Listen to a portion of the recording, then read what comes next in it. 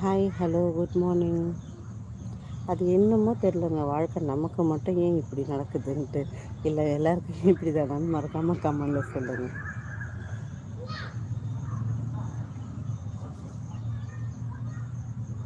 வாழ்வே மாயமா, வாழ்வே மாயம், வாழ்வே மாயம். ஐயா, அது என்ன பாட்டு பாடு? வர வர எது என்ன பாட்டுனே தெரிய மாட்டேங்குது. வேறு ஃப்ளோவில் எதோ வளர்கிற மாதிரி இருக்குது. நான் உட்காந்துருக்கிறது நாகப்பழம் மரத்துக்கு கீழே. இப்போ சீசன் நாவல் பழம் சொல்லுவாங்கள்ல, நாங்கள் நாகப்பழம் சொல்லி தான் எங்களுக்கு பழக்கம். ஸோ நீங்கள் நாவல் பழம் சொல்வீங்களான்னு தெரியாது. பட் எனிவே அந்த மரத்துக்கு கீழே தான் உட்காந்துருக்கேன். அது என்ன சொல்லுவாங்க, ஐயோ முனிவர் ஏதோ ஒரு மரத்துக்கு கீழே உட்காந்து இருங்க, நெல்லிக்கனி மரம் தானே சொல்லுவாங்க. நம்ம நாவல் மரத்துக்கோட மரத்துக்கு கீழே உட்காந்துட்டு நம்மளுடைய வாழ்க்கையை பற்றி நம்ம பேச போகிறோம் இப்போது. சரிங்களா? என்ன சொல்ல, ஐயையோ ஏதோ சொல்ல வந்தேனே, என்னது இப்போ அதாவது நான் என்ன சொல்ல வந்தேன்னா அவங்கக்கிட்ட அப்படிங்கிற மாதிரி இருக்கேன். நான் என்ன சொல்ல வந்தேன், சரி விடு, நீ என்னது நீ பிடுங்கிறது பூராவும் தேவையில்லாத அணி தான் போ அப்படின்ட்டு போயிட வேண்டியதான். வேறு என்ன பண்ணுறது? Anyway happy morning, good morning. So காலையில் பச்சை பசேன்னு பார்க்கில் இருக்கிறேன், உட்காந்துருக்கேன். பட் என்னை சுற்றி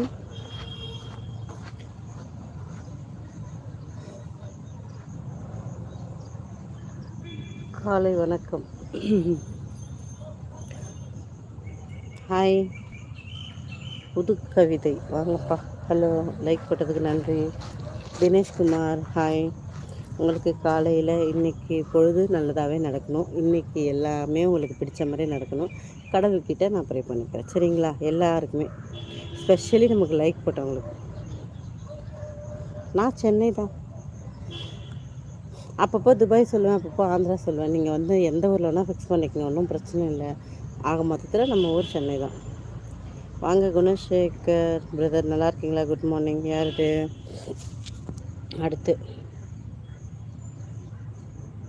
கஷ்டப்பட்டு சேனல். ஓ, நேம் பேர் கஷ்டப்பட்டா? ஹாய்.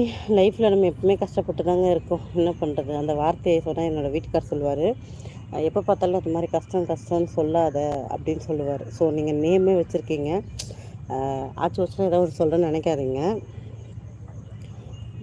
எனிவே என்ன சொல்கிறது, உங்களுக்கு பிடிச்சிருக்கு வச்சுருக்கீங்க. அந்த மாதிரி ஏதோ சூழ்நிலையில் நம்ம சொல்ல வேண்டியதாக போயிடுது. ஏண்டா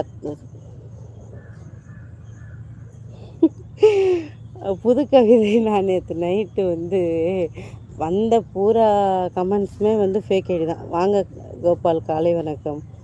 ஸோ நான் யார் கமெண்ட்ஸ்க்குமே நான் ரெஸ்பான்ஸ் பண்ணலை. ஆக்சுவலாக கத்தின்னு தான் இருந்தேன். நான் யார்கிட்டையும் பேசவே இல்லை. ஸோ நல்ல கமெண்ட்ஸ் இருந்தாலும் நான் என்னால் படிக்க முடியல. ஏன்னா முக்கால்வாசி பார்த்திங்கன்னா ஃபேக் ஐடி கமெண்ட்ஸ் தான் இருந்தது. ஸோ நான் என்னால் ரெஸ்பான்ஸ் கரெக்டாக பண்ண முடியல. அதனால் நைட்டே நான் சொல்லிட்டேன், யாராக இருந்தாலும் கோச்சிக்காதீங்க.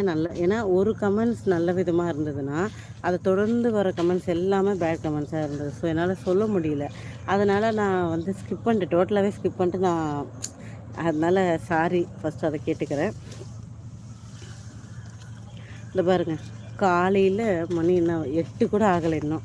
அதுக்குள்ளே அவன் கமெண்டை பாருங்கள். யார்? அந்த பாலாஜி. ஏண்டா தொடப்பக்கட்டை, ஏண்டா சவுக்கு கட்டை எடுத்து போட்டு கட்டையில் வச்சு கொளுத்த உனெல்லாம் காலங்காத்தால் ஏண்டா இப்படி வரீங்க? ஏண்டா உன்னை அந்த சரவணெல்லாம் ஒரே கட்டையில் வச்சு கட்டணும்டா டே.